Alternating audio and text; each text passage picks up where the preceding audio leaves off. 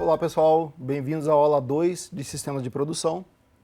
Nessa aula a gente vai falar sobre sistemas de produção na classificação tradicional.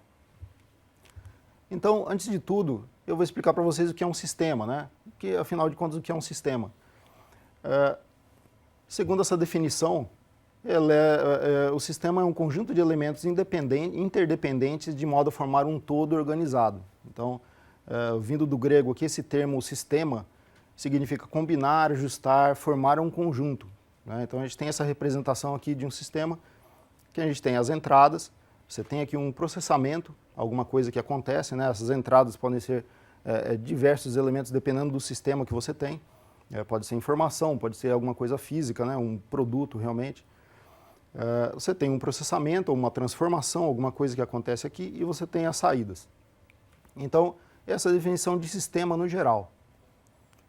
Trazendo para o nosso ambiente aqui, que é sistemas de produção, o sistema para nós aqui de produção, aqui nas entradas a gente tem matéria-prima, insumos, pedidos, plano de produção, tudo que vai estimular esse sistema, que vai dar razão para esse sistema existir e funcionar, né?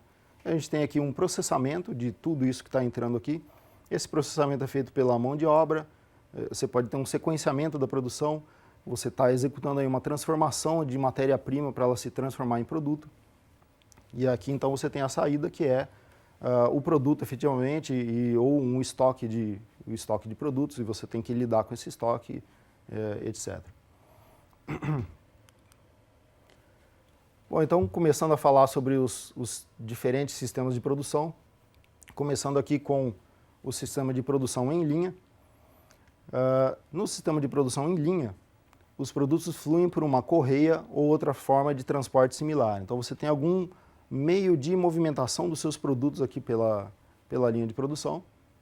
Ele passa pelos postos de trabalho em sequência fixa. Então você pode observar nesse desenho aqui que esses postos eles estão posicionados aqui na linha, eles não mudam de posição e eles têm papéis claros. Então esse posto de trabalho tem a função de furar, esse aqui de montar uma peça X, um elemento que vai ser agregado no produto. Aquele último posto tem a função de pintura. Então, o produto que está sendo produzido, ele é um produto que tem esses três elementos e tem esses três elementos nessa sequência.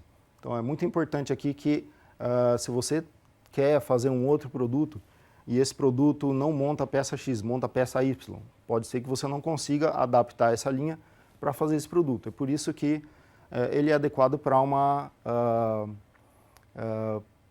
produzir em grandes quantidades um tipo de produto específico com pequenas variações. O que seriam essas variações? Olha, eu posso alterar aqui a cor da tinta, por exemplo. Você pode fazer pequenas alterações no produto, né? Isso é característico das montadoras. Você tem uma linha ali, é claro, os carros não saem todos iguais, você pode produzir diferentes modelos.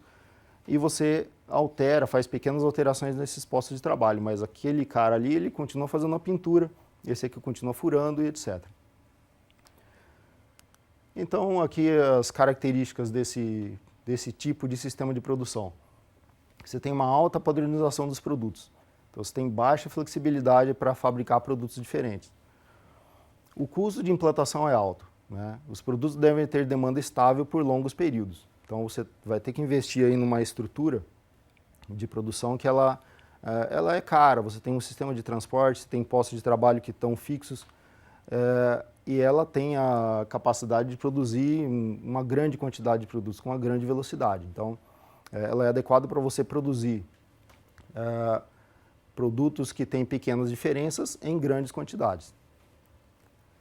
A mão de obra é menos especializada, né? Então você tem cada posto de trabalho, como ele tem funções bem claras, você não precisa ter um funcionário muito flexível, que conheça muito de outros assuntos. Ele é treinado para executar aquela função com eficiência e ele tem então esse papel dentro da sua linha.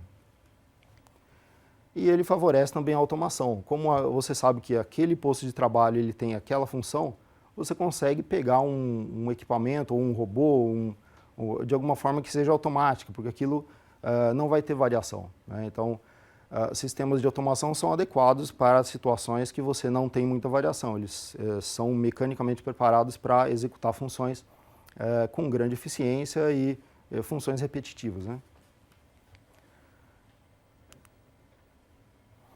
Exemplos de produção em linha. Você tem aqui montagem de veículos, montagem de eletrodomésticos e frigoríficos, né, que você pode entender o frigorífico como uma linha de desmontagem, né? O animal abatido ele entra no começo da linha e ele vai sendo desagregado. Então, em termos de processo, é o mesmo tipo de situação. Falando sobre produção por lotes. Então, a produção por lotes, ela tá entre o meio termo e a linha entre uma baixa flexibilidade e volume de produtos, né? A gente tem aqui, então, lotes de produtos que passam por postos de trabalho com funções específicas em diferentes sequências. Eu tenho nessa figura aqui um exemplo de dois tipos de produto que estão sendo produzidos aqui. Tem esse produto verde e o produto vermelho. Você percebe que o produto verde, ele tem aqui os lotes vão caminhando juntos, e a sequência aqui é o posto 1, posto 3 e posto 4. E essa é a sequência de produção desse verde. E o vermelho, ele tem uma operação no posto 2 e no posto 3. Então, note que o posto 3, ele tem uma função, ele tem função nos dois tipos de produto, sendo que os outros postos, cada um tem a sua atividade específica. Então, note que eu tenho aqui um lote que está caminhando, ou seja, esse lote ele tem uma limitação, você não pode ter um lote de produtos muito grande. E você tem uma limitação de tipos de operações que podem ser feitas, né? Cada posto desse aqui, posto de 1 a 4, tem uma função específica que pode ser furar, pintar, como o exemplo que eu mostrei para vocês da linha de produção. Só que aqui a ordem pode ser alterada, você pode pedir para um lote vir para cá, depois vir para cá, ou seja, você tem mais flexibilidade. Em compensação, você não consegue ter lotes muito grandes, então você não consegue produzir tanto quanto uma linha de produção. Aqui a gente está visualizando, né, a sequência de produto verde, sequência 1, 3 e 4, produto vermelho, sequência 2 e 3.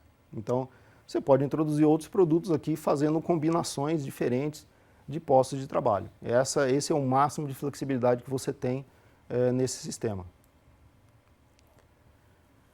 Então, aqui a gente produz um volume de produtos ou serviços padronizados em lotes, né? Ou seja, você tem um lote fixo de produtos que esse lote ele vai caminhar dentro do seu sistema. Ele é flexível e limitado aos tipos de postos de trabalho disponíveis que você tem aí no seu sistema. Requer um bom sequenciamento de produção para ter utilização adequada dos recursos e postos de trabalho. Então, o sequenciamento é muito importante porque se você não fizer um bom sequenciamento, você pode ter postos que ficam muito tempo ociosos. Eventualmente, você pode, se você concentrar a atividade em um posto de trabalho só, eventualmente algum lote pode atrasar, isso pode te dar problema, que você vai atrasar a entrega para o cliente. Então, exige um pouco mais aí de trabalho nessa parte de sequenciamento. Ao mudar o tipo de produto, o posto de trabalho pode necessitar de setup ou ajuste de ferramenta. Então, o fato de você ter um posto de trabalho que tem a função de furar, não quer dizer que ele consegue fazer qualquer tipo de furo. Eventualmente, se você muda o produto lá do produto verde para o vermelho, quando estava trabalhando com lote de verde, chego de vermelho, pode ser que o furo tenha um diâmetro diferente. Então, você tem uma coisa chamada setup, que é parar aquele posto de trabalho, tirar aquela broca daquela furadeira, colocar uma broca maior ou menor, preparado para o novo produto. E aí ele começa na sequência a trabalhar o próximo lote, né? Essa é uma coisa que também tem que ser considerada quando você vai fazer o planejamento. E a mão de obra deve ser polivalente. Então aqui você já tem postos de trabalho, a mão de obra já tem que ser um pouco mais habilidosa para tratar com diferentes tipos de operação. Já não é uma atividade tão repetitiva. Exemplos desses casos, né? Indústria de autopeças, têxteis em pequena escala e oficinas de reparo. São algumas situações que a gente pode imaginar. E a gente tem aí o tipo de sistema de produção menos flexível, aliás, o mais flexível, que é produção de projetos ou produtos únicos.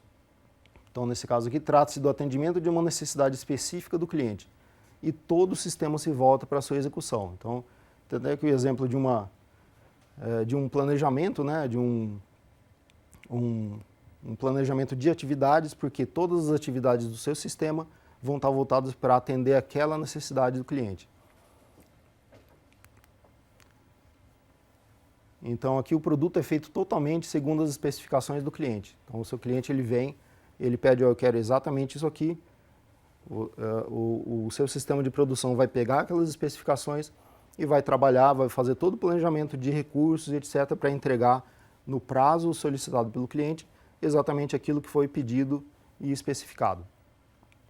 Então a capacidade de produção é limitada, ou seja, aqui a gente não está falando de uma produção em massa, esse sistema não consegue produzir muitas coisas, muitos produtos em um tempo curto. Como a especialização é muito grande, a personalização é muito grande, você tem que dar atenção para essas personalizações e você não consegue, então, massificar as atividades. E uma vez concluído, o sistema passa para um outro produto diferente, então, possivelmente de um outro cliente que quer uma coisa diferente, então todo o seu sistema vai se voltar para um outro tipo de atividade para produzir uma outra coisa para uma outra pessoa. Exemplos de produtos únicos, né? Fabricação de navios ou aviões, cada um deles tem as suas características. Construção civil, né? Você vai construir um prédio, dificilmente um edifício é igual ao outro, né? Normalmente.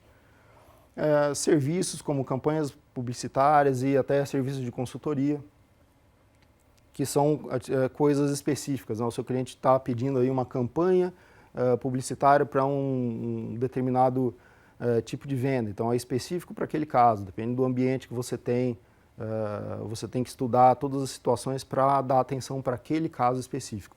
Consultoria também, no meu caso, por exemplo, uma empresa de consultoria em estudos de engenharia de produção, a pessoa tem um problema, olha, eu tenho que detectar o gargalo dessa linha, então você vai fazer um estudo específico para aquele caso. São esses tipos de situação. Então, resumindo tudo que a gente comentou até agora, vou fazer uma comparação entre todos esses tipos de sistema, colocando todos eles nesse gráfico aqui. Nessa linha eu tenho a flexibilidade, aqui o tamanho do lote. Então a gente percebe que o projeto único ele tem uma alta flexibilidade, só que o tamanho do lote é muito pequeno, né? A gente tem ali na outra ponta o sistema em linha de produção, em que eu tenho um tamanho do lote grande, ou seja, eu produzo em massa alguma coisa, só que a minha flexibilidade é baixa, eu produzo em massa, só que coisas muito parecidas ou o mesmo produto. E aqui no meio, né, no ponto intermediário aqui, a gente tem essa produção em lotes, que ela une pontos positivos dos dois aí, e dependendo do que você precisa, ele atende em termos de lote e atende também em termos de flexibilidade. Ok, obrigado e até a próxima aula.